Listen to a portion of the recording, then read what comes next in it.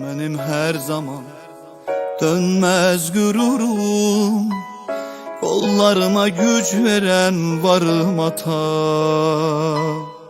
Sen menden iste ki qulluqda durum. Her sözüne can feda varım ata.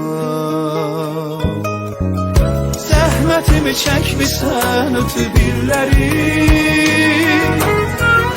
saçlarına ağlar qarışıb.